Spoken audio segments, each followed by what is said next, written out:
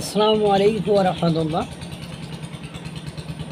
জামাত ইসলামের এরকম বাড়া ভাতে সাইডে দেবে এনসিপি বা নতুন রাজনৈতিক দলের নেতাকর্মীরা, অর্থাৎ যারা সমন্বয়ক হিসাবে ছিল, জামাত এটা হয়তো বা উপলব্ধি করতে পারেনি যে মাহফুজ আলমকে ওরা এত ভালোবাসতো, জামাতের সাথী মনে করত। সেই মাহফুজ আলম ক্ষমতায় বসার 2-3 মাস পর থেকে একটা স্ট্যাটাসও কিন্তু জামাতের পক্ষে তার দেওয়া হয়নি। এখন আপনারা অনেকে মনে করতে পারেন যে ওই স্ট্যাটাসগুলো হয়তো বা তারা মেটিকুলাস প্ল্যান বা ডিজাইন। এখন কথা হলো, কয়জন মানুষ এই মেটিকুলাস প্ল্যান বা ডিজাইন বোঝে? আপনি যখন আপনার ভালোবাসার লোককে মানে নিন্দা করবেন, আপনি আপনার ভালোবাসার, যার সাথে আপনার প্রীত ভালোবাসা, তার সঙ্গে কটূক্তি করবেন, তাকে নিয়ে কিছু কথা বলবেন, তখন কিন্তু অন্যরা অনায়াসে সেটা বিশ্বাস করবে এবং মেনে নিতে বাধ্য হবে। কারণ কি, ওর সাথেই তো উঠা বসা, ওর সাথেই তার ঘর সংসার, ও তো ওর ভালোটা জানে, অন্যদের তো জানার কথা না। এই জামাত ইসলামের মানে বাড়া ভাতে একেবারে সাইড ঢেলে দিল মাহফুজ আলম সহ অন্যান্য সমন্বয়করা। তাদের রাজনীতি হয়তোবা এবার চ্যাপ্টার ক্লোজ হয়ে যাবে, নাহলে খুব শীঘ্রই বাংলাদেশে একটা সংঘাতময় পরিবেশ পরিস্থিতির উদ্ভব হবে বলে অনুমান করা যাচ্ছে। দেখেন, আপনারা জানেন যে আওয়ামী লীগ নিষিদ্ধের ক্ষেত্রে এনসিপির সাথে জামাত শিবির কীভাবে মানে মাঠে নেমে গিয়েছিল, তারা সেই আন্দোলনে একাত্মতা ঘোষণা করেছিল এবং শাহবাগীদের মধ্যে উলঙ্গপনা মেয়েদের সাথেও তারা বসেছিল। তখন আর শাহবাগীদের ওই সেই আগে ছিল দেহ ব্যবসায়ী, ওরকম কিছু লোকজনও আশেপাশে ছিল, তাদেরকে তখন আর দেহ ব্যবসায়ী মনে হয়নি, তখন তাদের শুভাকাঙ্ক্ষী মনে হয়েছে। এটাই নিয়ম, যে প্রয়োজনে মানে ওই যে নাতি ভাতারের মতো অবস্থা, যে প্রয়োজনে সবই হালাল, অপ্রয়োজনের সময় সেগুলো হলো কি নাজায়েজ বা হারাম হয়ে যায়। তো এই মানে ওরা ওই সময় বেশ কিছু স্লোগান দিয়ে দিয়েছিল, সেই স্লোগানগুলো তাদের জন্য গোদের উপর বিস্ফোরা হয়ে দাঁড়িয়েছে এবং আওয়ামী লীগ নিষিদ্ধের পর থেকে মানে জামাতের অতীতের কর্মকাণ্ডের বিষয়টি জাতিসংঘ সহ বা বিদেশির বিভিন্ন মহল থেকে চাপের হয়তো বা সৃষ্টি হয়েছে।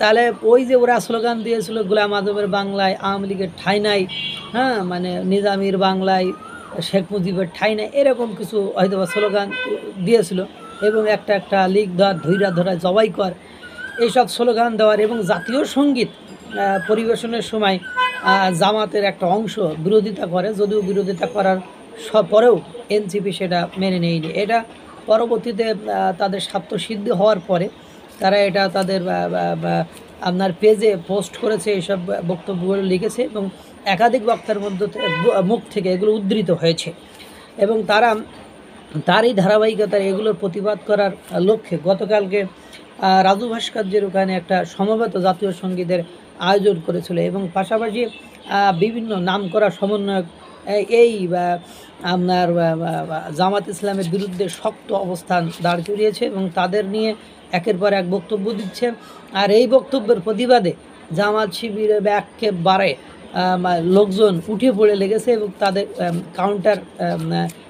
কাউন্টার করতেছে, মানে তাদের কথাগুলোর প্রতি উত্তর করে নিজেদের মধ্যে একটা জটিল পরিবেশ পরিস্থিতি সৃষ্টি করেছে, যা বোঝা যাচ্ছে এবার হয়তো বা জামাতের রাজনীতি একেবারে শেষের দিকে চলে আসবে।